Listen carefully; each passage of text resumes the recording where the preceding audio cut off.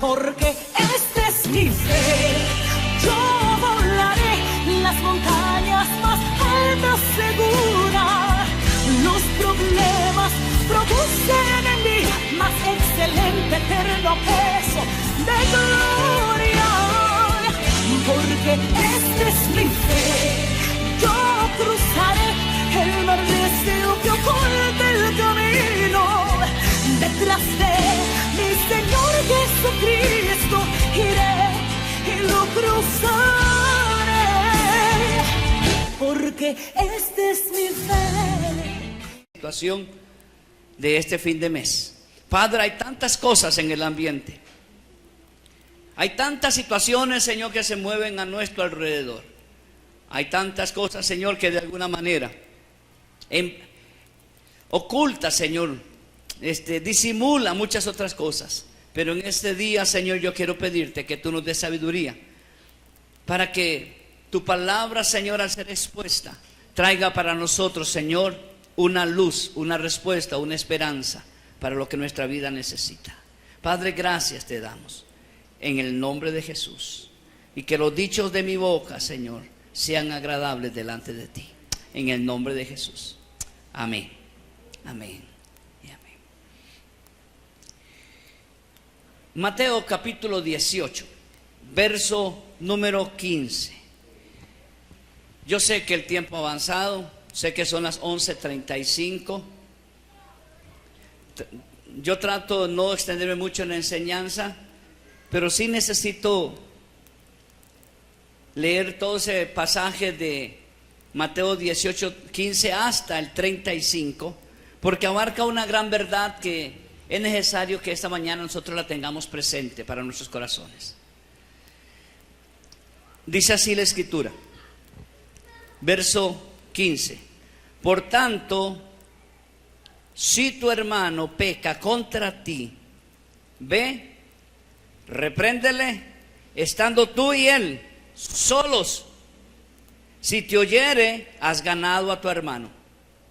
Mas si no te oyere, toma aún contigo a uno o dos, para que en boca de dos o de tres testigos conste toda palabra. Y si no los oyere a ellos, dilo a la iglesia.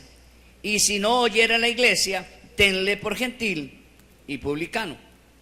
De cierto os digo que todo lo que atéis en la tierra será atado en el cielo, y todo lo que desatéis en la tierra será desatado en el cielo. Otra vez les digo que si dos de ustedes se pusieren de acuerdo en la tierra acerca de cualquier cosa que pidieren, les será hecho por mi Padre que está en los cielos. Porque donde están dos o tres congregados en mi nombre, allí estoy yo en medio de ellos. Entonces se le acercó Pedro y le dijo: Señor, ¿cuántas veces perdonaré a mi hermano que peque contra mí? ¿Hasta 7? Jesús le dijo: no te digo hasta 7, sino aún hasta 70 veces 7. Por lo cual el reino de los cielos es semejante a un rey que quiso hacer cuentas con sus siervos.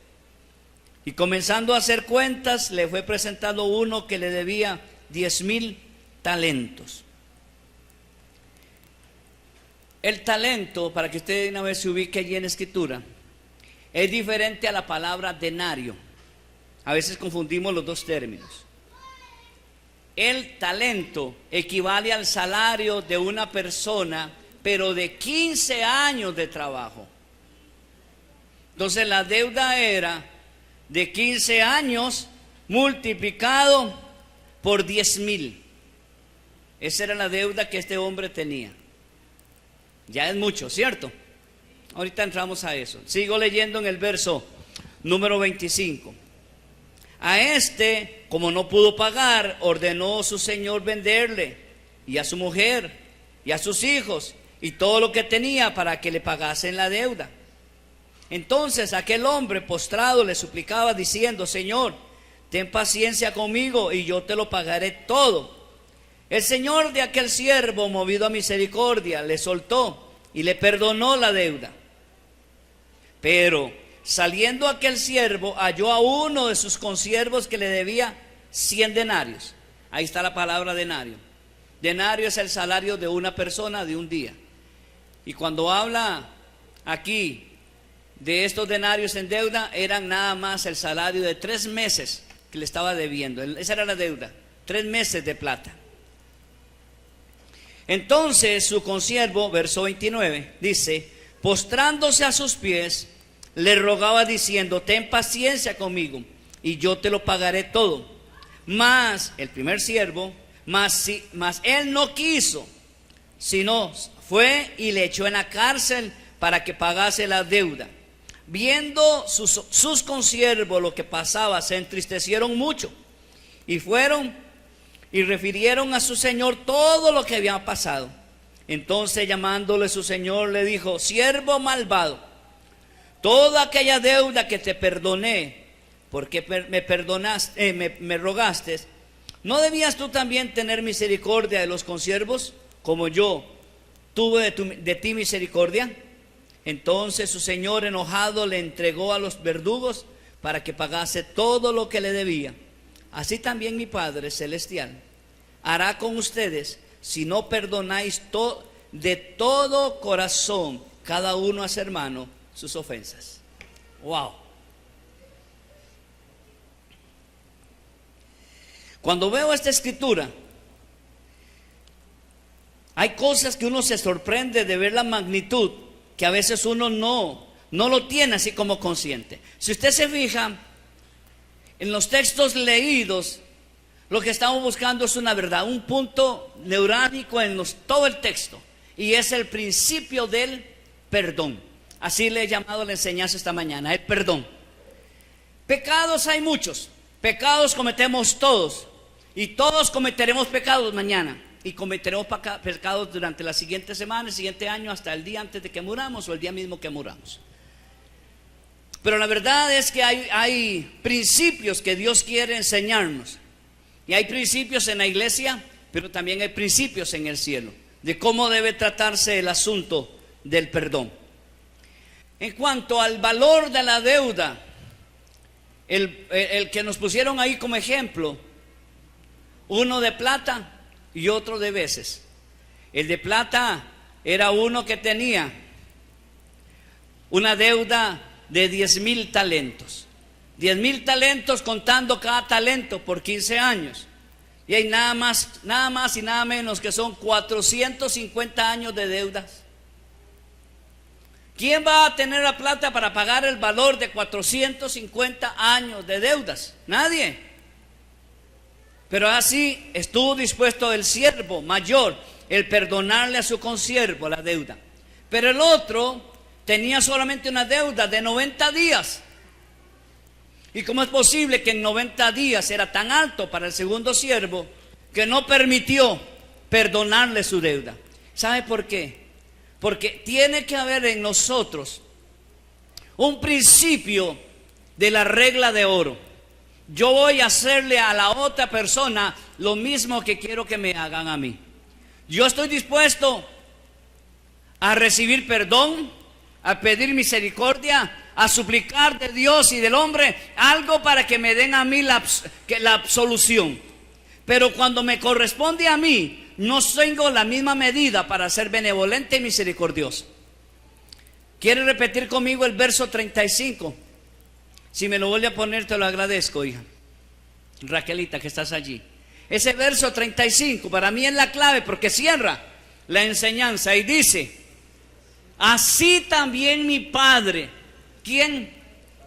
Celestial, hará con vosotros si lo perdonáis. ¿De qué? Ese es el elemento primordial. Es un perdón de todo corazón. Es un perdón cuando usted dice: eso yo me lo arranco, aunque me duela y aunque la persona me haya sacado los ojos, aunque esa persona me haya ofendido, aunque esa persona me haya hecho un ultrajo, lo que me haya hecho, yo estoy dispuesto a perdonar. Pero dice que es de todo corazón. Pero cuando uno no está dispuesto a perdonar de todo corazón, tiene un problema. no tiene ni la oportunidad, ni tiene la autoridad de que se le perdonen sus pecados porque no está listo para perdonar. Hay oportunidades cuando uno dice, sí, te perdono, pero por dentro estoy rencoroso todavía. Espérate cuando pases por aquí lo que va a pasar. Espérate, nada de menos me lo saco el clavo. Espérate porque en nada de menos te saco por delante lo mismo que me hiciste si me dañaste.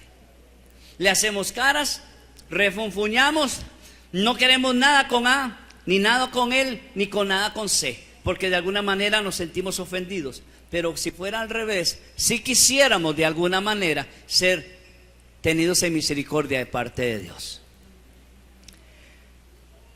Con ese principio, con esos elementos, déjeme compartirle. Hay 4 tipos de pecados donde Dios trabaja directamente en el asunto. Bueno, hay un montón de pecados y hay otro montón donde Dios trabajará directamente, pero hay 4 específicamente que yo quiero mencionar esta mañana. Y el primero le he puesto el pecado sexual, que es el que más fácilmente el ser humano comete e involucra a otra persona. Y el ejemplo más claro lo tenemos nosotros en 2 de Samuel, capítulo 11, verso del 1 al 5. Si usted quiere apuntarlo, apúntelo. Ese va junto con un pasaje de 2 de Samuel 12. La historia la conocemos. Es David que vio a Betsabé, tuvo relaciones sexuales con ella, la dejó embarazada y ella no era la esposa de David, tampoco era soltera y tampoco era una mujer libre para ser desposada. Ella era una mujer casada con Urías, era una mujer comprometida con un soldado, era una mujer que estaba recién casada y por lo tanto estaba en el fuego de su luna de miel.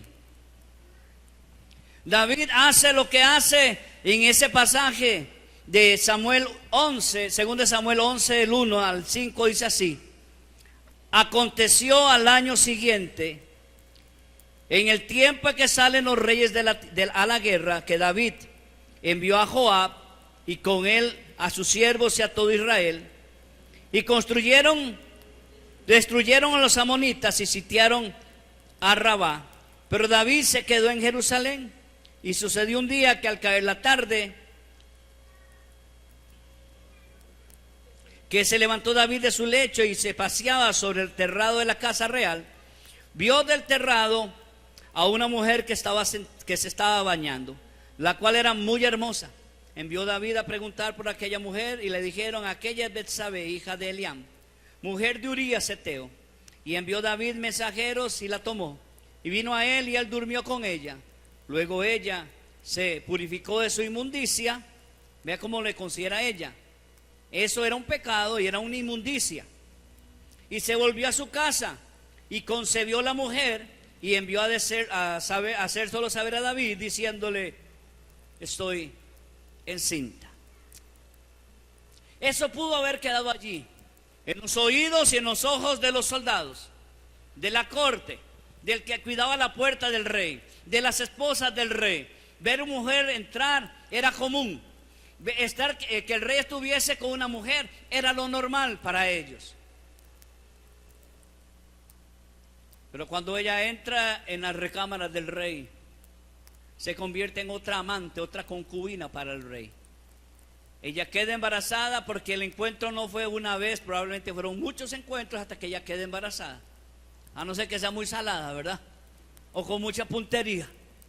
Pero la verdad es que esta mujer queda embarazada.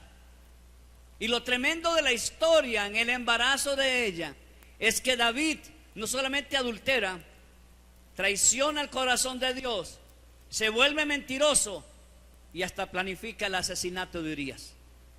Es decir, el pecado de David lo que merece es el castigo, y eso fue lo que le mandó a decir Dios.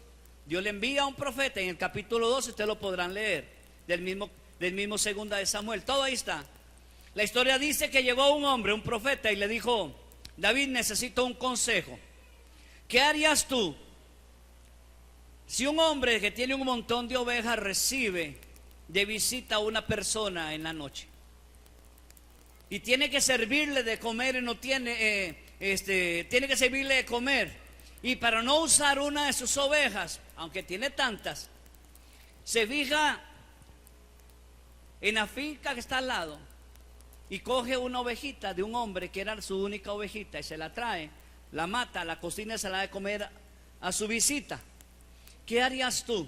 Y el rey se enoja y dice: ese hombre es un ingrato, ese hombre es un desgraciado, es un hombre, y comenzó el rey a decir: lo único que merece es la muerte, lo único que merece es la muerte, porque eso no se hace. Y Natán le dice: pues eso es exactamente lo que merece el rey. Dice Jehová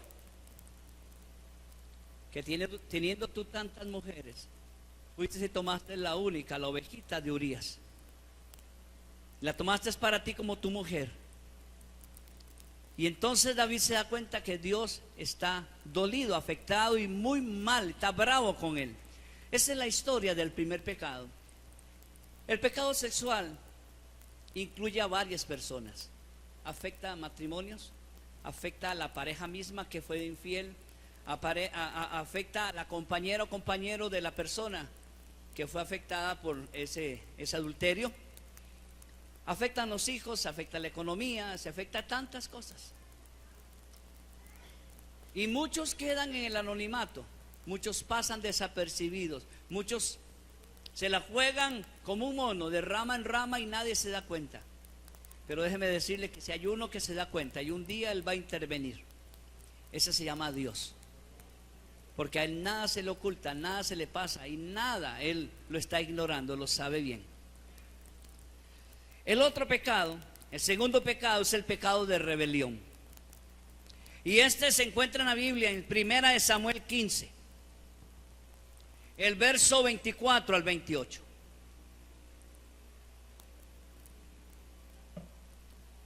La historia también la conocemos mucho. Tiene que ver con Saúl, el hombre que Dios escogió para que fuera rey de Israel. El hombre que Dios colocó en el palacio, alto. Dice que ningún soldado era más alto que Saúl. Él medía la altura de los soldados más la distancia que hay de los hombros a la cabeza. Todos se ponían de pie frente a la comunidad y todos se veían a todos, y la cabeza de Saúl prevalecía. Era guapo, un hombre que Dios amó, un hombre que Dios escogió, pero su corazón se llenó de rebeldía. Y en la rebeldía es un pecado, y ese pecado nace en el corazón de Satanás y lo ha puesto en revancha siempre para nuestra enemistad con Dios. Samuel, primera carta de Samuel, o primer libro de Samuel 15, 24, dice: entonces Saúl dijo a Samuel: yo he pecado, pues he quebrantado el mandamiento de Jehová y tus palabras, porque temía al pueblo y consentía la voz de ellos. Perdona pues ahora mi pecado y vuelve conmigo para que adore a Jehová. Y Samuel respondió a Saúl: no volveré contigo, porque desechaste la palabra de Jehová, y Jehová te ha desechado para que no seas rey sobre Israel. Y volviéndose Samuel para irse, él se agarró de las puntas de su manto y se rasgó. Entonces Samuel le dijo: Jehová ha rasgado hoy de ti el reino de Israel y lo ha dado a un prójimo tuyo mejor que tú. Dios le dijo a Saúl: ve, pelea, mata hombres, mujeres, niños, ancianos, animales. No quiero nada. Es la única manera de erradicar el pecado, es cuando se corta radicalmente. La única manera de romper con nuestro pasado es cuando uno rompe totalmente. Cuando uno mantiene puertas abiertas, ventanas abiertas del ayer, siempre nos van a afectar en el hoy y seguramente en el mañana. Dios le dijo a Saúl: ese pueblo es un pueblo pagano. Para usted y para mí es extraño que Dios mande a matar todo, mande a arrasar con todo. Pero si Dios lo dice, hay que hacerlo. Yo sé que en nuestra sociedad iríamos a la cárcel, en nuestra sociedad seríamos señalados como asesinos, probablemente, y ayer también. Pero es el principio de la lealtad a lo que Dios había dicho. Y cuando Dios le dijo a él que no quiero nada, ¿qué es lo que fue que hizo Saúl? Dice que mató, pero mantuvo la vida del rey. mató todo, pero guardó los mejores ganados. Y estando ahí, hablando Samuel con Saúl, conversando amenamente y lo que Dios decía, de repente comienzan las vacas a sonar.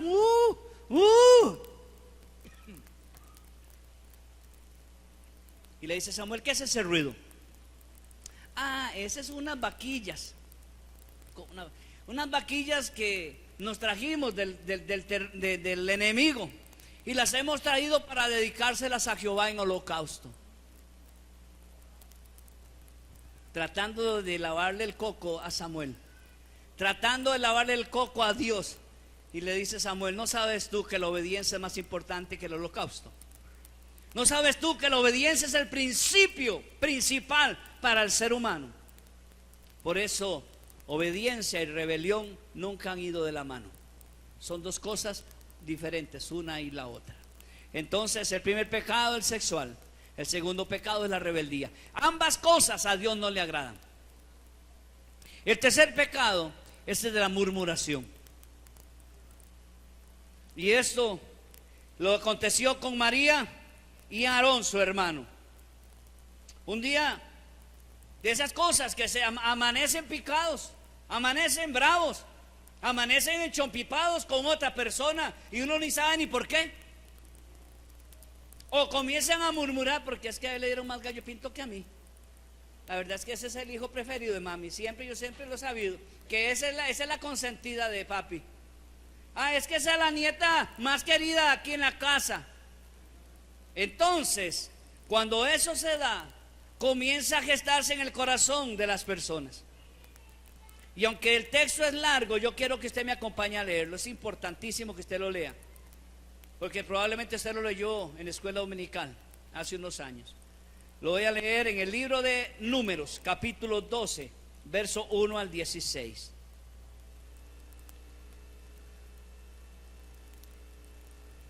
Y vea lo que Dios hace, para que usted entienda lo que es el pecado de murmuración.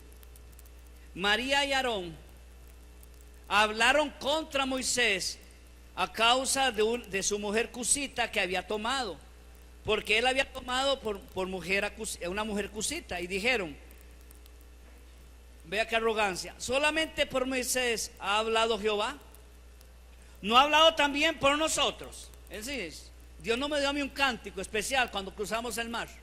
Yo no soy la hermana de Moisés, la que estoy aquí tocando la pandereta. ¿Cómo es que solamente a Moisés? ¿Qué es eso? Dice que esto lo oyó Jehová. Y aquel varón, Moisés, era muy manso, pero no era muy menso. Era muy manso, más que todos los hombres que había sobre la tierra. Luego dijo Jehová a Moisés, le dijo también a Aarón, y se lo dijo a María: salid vosotros tres al tabernáculo de reunión. Y salieron ellos tres. Entonces, Jehová descendió en columna de la nube y se puso a la derecha del tabernáculo y llamó a Aarón y a María, y ambos salieron. Y Jehová les dijo: oíd ahora mis palabras. Cuando haya entre ustedes profetas de Jehová, le apareceré en visión, en sueños hablaré con él. No así con mi siervo Moisés, que es fiel en toda mi casa. Cara a cara hablaré con él, y claramente y no por figuras. Y verá la apariencia de Jehová. ¿Por qué pues no tuviste temor de hablar contra mi siervo Moisés? Entonces la ira de Jehová se encendió contra ellos y se fue. Dejémoslo ahí un momentito. Vea el encuentro, María, Aarón. Mi hermanillo, es que la verdad es que Dios te usa a vos también gloriosamente. No eras vos el vocero ante el faraón. ¿Cómo es que ahora Moisés es Moisés? Solo él manda, solo él. La verdad es que nosotros también tenemos un espacio aquí en la historia. Deberían también de colocarnos en honras a nosotros también. Pero le dice, la verdad es que tenemos que hacer algo. Aarón, tú mereces más de lo que has recibido. Y sabes, Dios lo escucha. Esto me enseña a mí que cuando dos personas están murmurando, el Señor está ahí presente. Cuando dos personas estén murmurando contra otra persona, ahí está Dios presente. Pero no está pasando desapercibido, está notando. Y le dice: María y Aarón, déjenme decirle, cuando he necesitado compartir una palabra con ustedes, ¿les he usado a ustedes o a un profeta? A un profeta. Pero cuando ha estado presente Moisés y necesito decirle algo al pueblo, ¿he usado profeta? No. ¿Por qué no he usado profeta? Porque Moisés y yo tenemos una comunión tan íntima, tan cercana, que él va a poder ver mi rostro y va a ver mi cuerpo. Ahí se lo está profetizando lo que luego Moisés le pide: déjame ver tu gloria. Que es otra enseñanza para otro día. Pero aquí lo glorioso es que Dios sale en defensa de Moisés. Amadas y amados que murmuran contra ustedes, déjenle en eso al Señor. Déjenle en eso al Señor. En sabiduría les digo: oren y dígale: Señor, tú sabes que lo estaba haciendo con justicia. Señor, tú sabes que yo no he hecho nada de qué lamentarme, ni de quejarme, ni nada de qué sentirme mal. Toma tu control. Y déjeme decirle que Jehová mismo está en la defensa de ustedes. Cuando Dios le dice esto a María y Aarón, me llama la atención ese verso. ¿En cuál verso estábamos? 9. No, en el 9 está bien, dice: entonces la ira de Jehová se encendió contra ellos. ¿Y qué hizo Dios? Se fue. No se quedó ahí justificando, no se quedó ahí. No, Dios dijo lo que dijo, se molestó y se fue. Cuando él ha terminado de hablar, dice: y la nube se apartó del campamento o del tabernáculo, y he aquí que María estaba leprosa como la nieve. Y miró a Aarón, a María, y he aquí que ésta estaba leprosa. Y dijo Aarón a Moisés: ay, Señor, ¿cómo, Señor mío? Si antes era un inútil, si antes no merecía nada, pero ahora le dice Señor. Y Señor mío, dice: soy esclavo otra vez. Moisés, perdóname, soy tu siervo. Señor mío, no pongas ahora sobre nosotros este pecado. ¿Sabe por qué era? Porque María tenía que salir de ese lugar. Por eso Dios la sacó del tabernáculo, la sacó del lugar del templo, porque la iba a castigar con lepra y no quería que la lepra contaminara el tabernáculo. La sacó, la maldice Dios, le queda su cuerpo lleno de lepra y ahora dice: ay, Dios mío, ¿qué vamos a hacer? Cuando el pueblo se dé cuenta que María está llena de lepra, ¿qué va a pasar con ella? Y Aarón estaba pensando en María, pero sabía lo que habían murmurado. Sabía, porque a Dios no se le pasa por alto las cosas. A Dios, mire, Dios perdona, pero hay consecuencias de ese perdón. Hay consecuencias de ese pecado, perdón. Entonces dice, verso 12: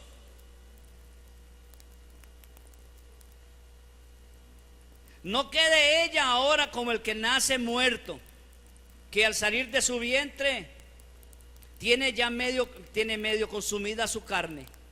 Entonces Moisés, aquí es porque Moisés era manso. Moisés pudo haberle dicho: vio, se lo dije, siga, papito. Usted quería, ¿verdad? Ahí está, tome, chichi. Así, no sé usted con quién se metió. Si Dios es mi defensa, si Dios es el que hace justicia, ya se lo dije. ¿Para qué se mete conmigo? No, Moisés, manso como era, ¿qué fue lo que hizo? Pidió misericordia. Entonces Moisés clamó a Jehová, diciéndole: te ruego, oh Dios, que la sanes ahora. Y como Dios y Moisés eran íntimos, Dios le contesta y le responde como Moisés estaba pidiendo. Respondió Jehová a Moisés. Pero esta es la parte que me llamó la atención.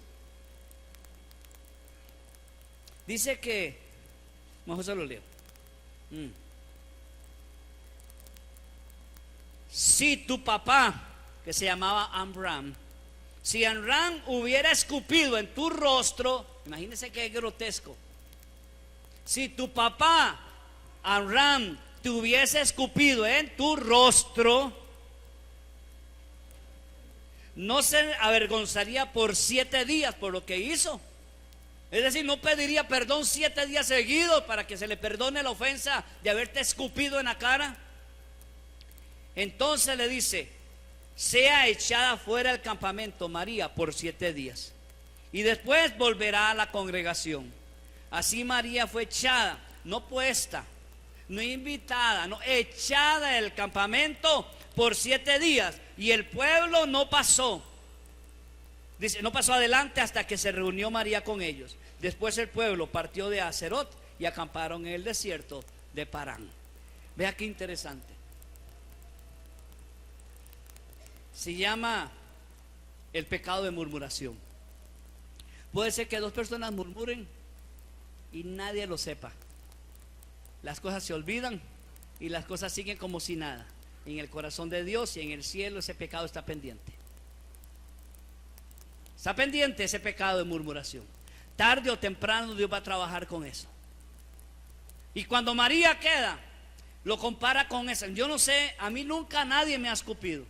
Yo no sé cómo reaccionaría ante un escupitajo, pero no me agrada cuando he visto en películas que se lo hacen a alguna persona. Siento asco, me molesta, que no soy yo. Siento, me repulsa esa escena. No me gusta ver esas películas así. Pero ¿sabe qué me llama la atención? Que Dios le dice a Moisés: Moisés, no puede quedar en balde lo que tu hermana hizo contigo. No puede quedar en balde lo que Aarón hizo contigo. Aarón Dios lo trató después, a María inmediatamente. La murmuración, el pecado de sexo y el de rebeldía son pecados que a Dios no le agradan. Pero hay un cuarto pecado, que es el pecado financiero. Usted puede decir de los 3 anteriores: paso, paso, paso. Yo no he murmurado, he sido fiel a mi esposa y nunca he hecho en desobediencia nada contra Dios. Pero de este cuarto yo creo que nadie se escapa. Malaquías capítulo 3 verso 6 al 12. Malaquías es el último libro en el Nuevo Testamento. Si encuentra Mateo, devuelve así una página, nada más. Malaquías 3, 6 al 12. Sé que son muchos textos bíblicos, pero necesito que le quede en su corazón más que mi palabra, que sea la palabra del Señor. Porque yo, Jehová, no cambio. ¿Qué dice? Yo, Jehová, cambio. No, es el mismo ayer, será hoy, lo va a hacer mañana. Así que lo que le está diciendo allí le sirvió a los judíos de su época, a los del Nuevo Testamento, a los de la Reforma, a los de la iglesia de hoy. Nos abarca a todos nosotros. Porque yo, Jehová, no cambio. Por esto, hijos de Jacob, no habéis sido consumidos. Desde los días de vuestros padres os habéis apartado de mis leyes y no las guardasteis. Volveos a mí y yo me volveré a ustedes, ha dicho Jehová de los ejércitos. Más dijisteis: ¿en qué hemos de volvernos? ¿Robará el hombre a Dios? Pues vosotros me habéis robado, dijiste. Y dijisteis: ¿en qué te hemos robado? En vuestros diezmos y ofrendas. Malditos sois con maldición, como le dijo a María, porque ustedes, la nación toda, me han robado. Es decir, hasta el mismo rey le había robado, hasta el sacerdote le había robado, hasta el pastor le había robado, hasta el líder le había robado, hasta la oveja había robado. Traed todos los diezmos al alfolí.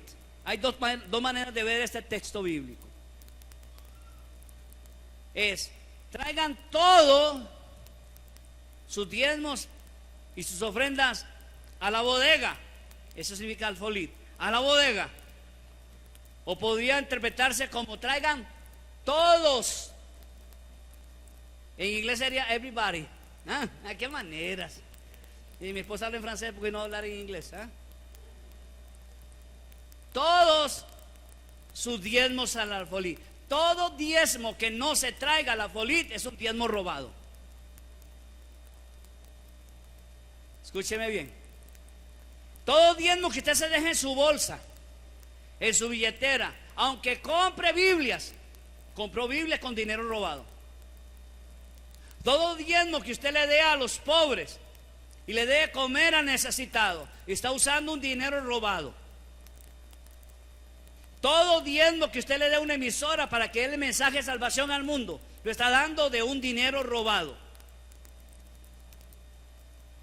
Porque todos los diezmos deben ser traídos al altar. Y Dios se encargará de ellos. La emisora, los pobres, los necesitados, todos. Dios va a hacer de ellos también un milagro para sus vidas. No juegue a Dios. No juegue a ser Dios.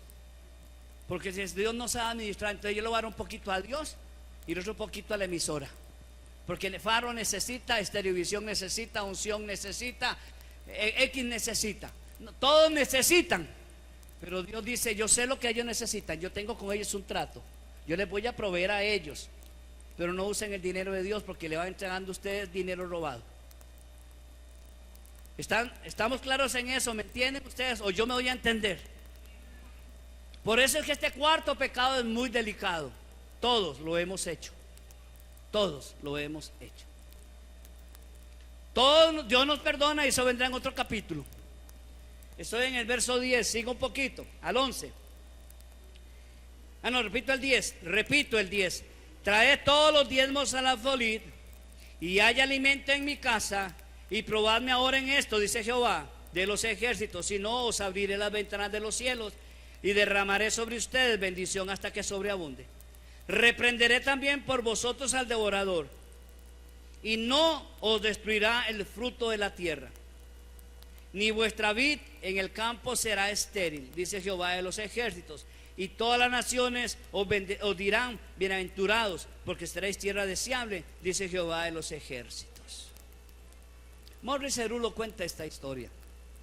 Don Morris, yo no sé si él de su experiencia o en algún momento se la contaron, pero él la contó en un congreso hace tantísimos años, como que yo casi era como joven. Morris Cerulo dice la historia que llega un predicador a un país y en el aeropuerto el que jala las maletas lo vio y lo conoció y le dijo, Dios la bendiga. Y le dijo este hombre, eres creyente en Dios. Y él dijo, sí. Le dijo, bueno, qué bueno. Y estaba cogiendo las maletas para llevárselas a Carlos. Le dice, mira cosa, usted diezma, le dijo el predicador al maletero, al jalamaletas. Le dice, ¿qué hace? Le dice, ¿cómo? ¿Diezmo? No. Bueno, mejor no me lleve las maletas, porque si usted se atreve a robarle a Dios, me puede robar las maletas. Sí, es cierto. Si alguien se atreve a robarle a Dios, se roba cualquier cosa. ¿Por qué tan serios?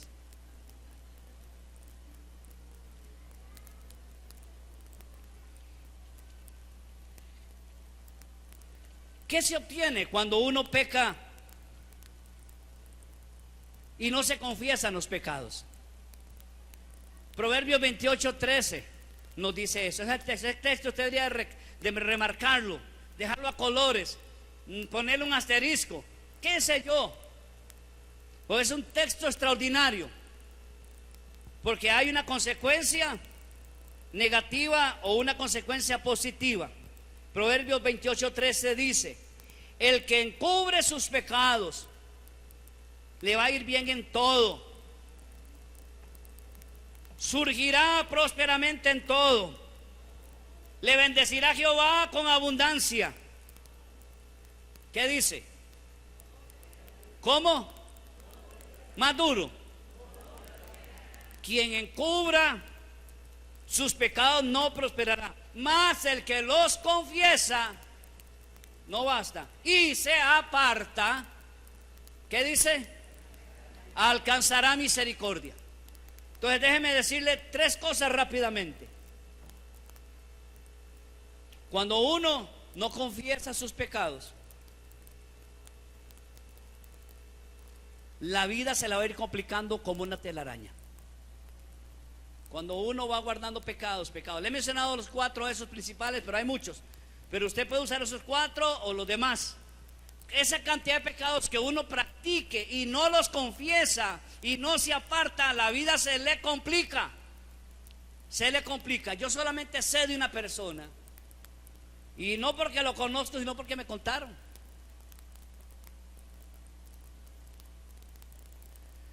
que tuvo un problema de visión y en un momento dado, por una enfermedad, perdió la vista. Su esposa lo dejó en la casa y él se quedó en su casa. Ella se fue a hacer unas gestiones, pero en el camino a ella se le olvidó algo y se regresó. Pensando que su esposo estaba dormido, entró calladita, y cuando entró a la casa calladita, escuchó una conversación por teléfono. Se escuchó. ¿Y qué escuchó? Que el hombre no sabía que ella estaba ahí a la par, porque estaba no podía ver, estaba ella a la par. Estaba hablando con una mujer con la cual tenía un amorío, no de 1 año, no de 2 años, más de 15 años. Y se dio cuenta allí que tenía un par de hijos, y ese par de hijos era una parejita, y se llamaban igual a los hijos del matrimonio, que también tenía una parejita. Entonces nunca había problema, porque el hombre había sido muy sabio. Usaba para el nombre del varón Crisanto, y para el nombre de la chiquita Galat, y para el otro Galat. Entonces cuando hablaba de Galat y Crisanto, nadie sabía que estaba hablando de otra persona. Por muchos años guardó eso. Pero saben, tarde o temprano el diablo lo acusó, le sacó en cara aquello. Y entonces, ¿qué pasó? Perdió hacha, calabazo y miel, esposa, matrimonio, amante y plata, y queda en la ruina. Y ahora se lamenta ciego, nadie que lo chinee, y nadie que lo cuida, y nadie que lo visite. Esas son las consecuencias cuando uno comete un pecado y lo guarda. Si uno lo cometiera y pidiera perdón y se arrepintiera y se apartara, alguien le tiene misericordia, aunque sea Dios. Tal vez la esposa no lo acepte, tal vez nunca, pero tal vez limpia su corazón pidiéndole perdón a Dios. La vida a este hombre se le complicó como una telaraña. Segundo, cuando uno no confiesa y no se aparta, la vida se le comienza a secar. A secar. David lo dijo: cuando no confesé mi pecado, mis huesos se envejecieron. Sentí realmente mi sequedad. Sentí como que estaba en verano y que el sol pegaba. Cada día me pulverizaba más, decía David. En otras palabras. Tercera cosa, vemos cuando uno peca, no se arrepiente y no se aparta, uno ve las consecuencias, porque Dios es fiel. Dios es fiel con sus promesas. Así como promete bendición para David y bendición para Moisés, igual mandó castigo para Aarón y para María.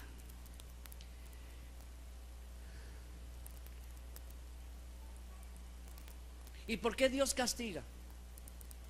Porque Dios dice que el hombre, que siendo padre, que le retenga el castigo a su hijo es porque no lo ama. Eso es lo que dice Proverbios 3:12. Porque Jehová al que ama castiga, Proverbios 3:12, como el padre al hijo a quien quiera. Por eso Dios nos castiga, por eso Dios nos reprende. Por eso es que hay tanto ahorita en una sociedad que nos dice que no digamos tanto. Pobrecito los chiquitos, no hay que llamarle la atención porque se les frustran. No hay que castigarlos porque se trauman. No hay que decirles que no, porque uno les rompe el ciclo de la vida. Miren, el ciclo de la vida está roto hace rato. Pero al igual que hay 4 pecados, hay 4 tipos de perdón. Y quiero compartírselo rápidamente en estos 10 minutos que me quedan. No, 12 minutos que me quedan. Hay un perdón. Primero se llama perdón eterno. Es aquel perdón cuando uno le dice: Señor, Señor, he fallado, he pecado contra el cielo y contra ti, no soy digno de nada, perdón. Y uno ora y el Señor trae salvación. Ese es el pecado eterno, el perdón eterno. Para eso usted necesita arrepentirse, ser sincero con Dios y decirle: Señor, yo no lo vuelvo a hacer, necesito que me perdones, ayúdame para corregirme en el caminar. Hay un segundo perdón, que es un perdón indirecto, es la iglesia. Cuando alguien como líder falla, cuando alguien como líder mete las de andar, cuando alguien como líder hace algo indebido, y entonces se le quita el instrumento, se le quita del púlpito, se le quita de escuela dominical, entonces esa persona después de un tiempo se arrepiente, corrige, pide perdón, la iglesia le vuelve a dar como esa oportunidad para seguir adelante. Ese se llama un perdón indirecto. Existe un tercer perdón que tiene que ver cuando alguien me ofendió. Carlos y yo tuvimos un problema, me ofendió y yo me fui resentido, mi corazón enfermo, mi corazón dolido contra Carlos, y pasaron semanas, pasaron meses. Yo lo veo a Carlos, Carlos se siente mal también, él se quedó con un sentimiento amargo, me pide perdón, yo lo perdono, nos abrazamos, nos devolvemos los peluches y ya todo como si nada. En ese momento Carlos y yo recibe un perdón de mi parte por la ofensa que me dijo, y entonces ahí queda saldado todo, queda eliminado todo. Esto es importante. Ese tercer es el que queda pendiente muchas veces en la iglesia, porque hemos murmurado y no que hemos pedido perdón por el que murmuramos. Yo le digo, antes de que Dios saque la tarjeta de polaco que está escrita ahí las murmuraciones, es mejor que se ponga cuentas con la persona y decirle, y no le diga así, porque esto es hipocresía. Carlitos, si en algo te ofendí, perdóname. ¿Cómo? ¿Para qué le pide perdón? Mira, Carlitos, es que yo hablé de vos, la verdad es que, y dice, pero perdóname, yo sé que era incorrecto, yo sé que no era correcto, apropiado, yo sé que lo hice injustamente, perdóname, Carlos, por favor. Carlos tiene la libertad de decir, sí, te perdono, o decirme, va jalando, y quítese porque en la próxima ni se me acerque. Le puede decirme, tiene la libertad. Pero ese tercer perdón es el que yo obtengo de la persona a la cual yo le fallé. Por eso, cuando usted falle, no crea que guardando silencio se olvidó todo. A Dios no se le pasa nada. Dios no es tonto, ni es olvidadizo, y no padece Alzheimer. Pero sabe que también el adulterio, el robo, una ofensa, todo eso son pecados que uno comete contra la otra persona. Y el hecho de que la esposa nunca se dé cuenta, y probablemente en consejería uno nunca le diga, mira, fuiste infiel a tu esposa, pero ya ha pasado 15 años de que eso fue superado, sí. Peor sería que le dijeras ahora, porque refrescas. Probablemente uno en consejería trabaje algo de eso, pero que uno busque que esa persona se arrepienta delante de Dios y que pida perdón, sí. Pero que es necesario que la persona que le haya fallado, el esposo que le falló a su esposa, mejor que le pida perdón. El hijo que se sintió que le faltó el respeto a su papá, pídale perdón. El papá que siente que no dijo lo correcto a su hijo, pídale perdón. Es decir, esto es porque de alguna manera quien, Proverbio 28:13, ¿qué decía? ¿Qué decía 28:13 Proverbio? ¿Lo apuntaron? ¿Qué dice? El que encubre el pecado no prosperará, pero el que lo confiesa y se aparta alcanza misericordia. Ahí es donde está la diferencia para esa ofensa.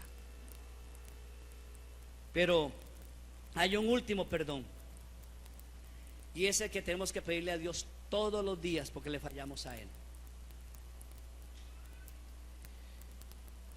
Una niña la encontró la abuelita comiéndose las galletas que ella había horneado, y la encontró con el basurero así, con la cara llena de boronas, y la abuelita dice, ¿quién se come las galletas? Y ella dice que ella no se había comido las galletas, estaban todas las boronas ahí con la boca llena de harina todavía.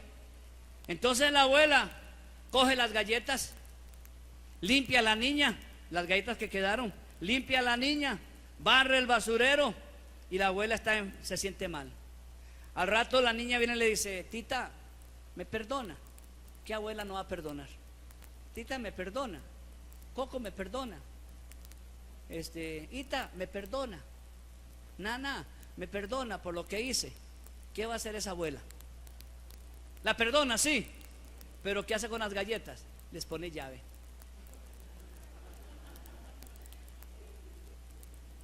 Es así. Eso es lo que hace Dios. Dios perdona, pero pone llave. Porque usted tiene que ganarse otra vez el derecho a abrir la gaveta. Usted tiene que ganarse el derecho, porque una cosa es perdón y otra cosa es posición. Acuérdese de eso siempre. Una cosa es perdóneme y otra es ubíqueme otra vez en el mismo lugar. No, señores, no es de la noche a la mañana que otra persona llega al altar, o llega al púlpito, o llega a las clases, o llega al lugar. No, igual en el matrimonio. Un hombre que ha sido un degenerado, 14, 15, 10 años de matrimonio, viene a Cristo hoy, acepta al Señor hoy, se arrepiente hoy, llora hoy, moquea hoy, y llega a la casa y dice a la esposa: perdóname, y cree que esa noche van a tener intimidad. No, señores, no es así. Ella la puede perdonar, lo puede recibir en su casa, pero una cosa es perdón y otra es posición. Y la persona tiene que ganarse ese derecho, hasta que un día la abuela otra vez le dé las llaves de la gaveta. Eso es lo que uno tiene que añorar: que Dios me regrese la unción que perdí, que Dios me regrese la misericordia que siempre había contado, que Dios me dé la oportunidad para volver a levantar. Y no es que ahora, después, es decir, el hombre vino después de 15 años de adulterio, viene al altar, se arrepienta, llora, moquea, va a su casa, pide perdón a su familia, y ahora se para el martes y le dice a los hijos: es que aquí ustedes me respetan. ¿Respeto qué? Con 24 horas de salvo. No, es que el respeto se gana, el lugar se gana, la misericordia se le da, pero todo tiene un precio. Yo le llamo a esto el derecho de regresar. Así lo he enseñado por cientos de años, cuando Carlos me llevaba a la escuela dominical. Y uso este ejemplo con mis manos.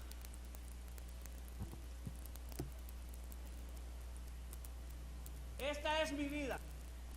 Esta es mi vida. Cuando yo caigo 1 grado, 2 grados, 1 año, 3 años, 4 años, vengo al Señor, acepto al Señor, comienza un proceso de pureza, de santificación. Un proceso de pureza y santificación aquí, abajo. ¿Qué es lo que va a pasar? Comienza un proceso de restauración, un proceso de consejería, un proceso de ubicación otra vez en los ministerios. Cuando llega a este nivel, es el nivel donde usted apenas estaba antes de caer. Ahora tiene que regresar a su grado otra vez, porque a usted lo usaron cuando estaba a esta altura, no cuando estaba a esta. Ese se llama el derecho del regreso. El perdón se da, pero se necesita que la persona reciba el respeto otra vez cuando haya ganado ese respeto. 4 pecados, 4 restauraciones. Pero déjeme decirle, hay resultados cuando uno confiesa su pecado. Rápidamente se abre la gaveta de las galletas, ¿sí? Se vuelve a quitar la llave a la gaveta. Cuando hay un arrepentimiento sincero, Dios trae un perdón sincero. Mire, Dios perdona sinceramente, pero solamente el que se arrepiente sinceramente. El que se arrepiente por conveniencia. El joven que en la noche anterior estaba en un burdel, o tomando licor, o fumando y haciendo cosas, y en la madrugada se arrepiente, se limpia porque le corresponde tocar un instrumento el domingo. Dios tiene misericordia no de él, de los que estamos aquí, pero él tiene sus patitas en el infierno y tarde o temprano Dios se las va a soplar. ¿Sabe por qué? Porque se vistes. Estuve hasta las 3 de la mañana en aquel lugar, no me pasó nada. A la mañana toqué, vio que unción, vio cómo Dios me usó, vio la manera como... No, señores, no se engañen. Así hay muchos músicos, así hay muchos ministros, así hay muchas personas que tocan y se van, y cuando se van creen que fueron ellos. La misericordia de Dios. 3. Se restablece una relación suya con el cielo. Cuando usted peca, lo reconoce, se arrepienta, se aparta, se entabla una relación otra vez con el Señor. No se corta, no se separa, se vuelve a establecer esa comunión. Y déjeme decirle lo más grande que hay. Dice la Biblia que cuando uno peca es como que si hubiese cielo lleno de bronce y piso de hierro, donde uno siembra y no produce, y uno clama y no oye. Cuando uno pide perdón a Dios en arrepentimiento, es como que quitaran el cielo de bronce, el piso de hierro, y ahora hay una comunión entre yo y Dios, entre usted y Dios. Hay una entablarse, una comunión otra vez con Él. Eso es lo que hace la Santa Cena. La oración que hace mi esposa como parte previa a la cena dice: arrepintámonos, pidámosle perdón a Dios. ¿Por qué? Porque dice la Escritura que algunos tomaban la cena del Señor de una manera indigna, y hoy muchos están muertos y otros enfermos. Cuidado que algunas de nuestras enfermedades no sea sino porque hemos tomado las cosas de Dios en vacilón, y tomado la cena porque qué rico, tengo mucha sed.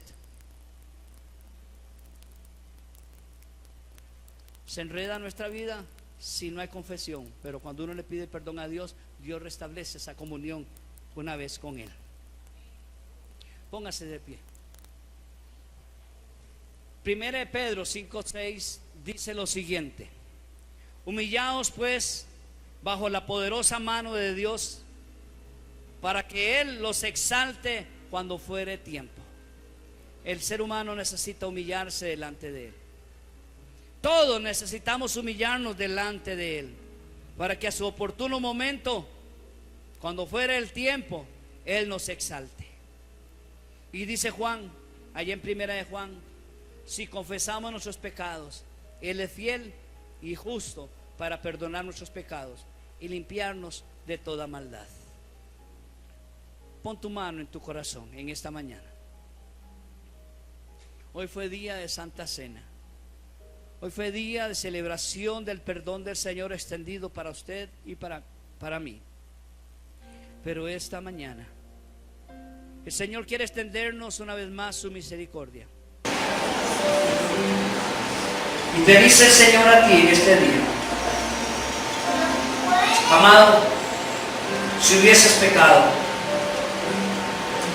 y tus faltas fueran hoy demasiado profundas, déjame decirle que la mano del Señor no tiene límite para meter su mano hasta donde estás y sacarte de allí y colocarte en la piedra después de haberte sacado de ese lago cenagoso, de ese barrial, de ese inmundicio, y colocándote en la piedra te endereza tus pies, te limpia tu suciedad y te da la oportunidad de convertirte en hijo. Esa es la misericordia plena del Señor. Si nosotros confesamos, Dios es fiel y es justo, porque entonces nos permite alcanzar el Señor. Porque este es mi fe, yo volaré las montañas más altas segura. Los problemas producen en mí más excelente eterno peso de gloria. Porque este es mi fe, yo cruzaré el mar recio que oculta el camino. Detrás de mi Señor Jesucristo iré y lo cruzaré. Porque este es mi fe.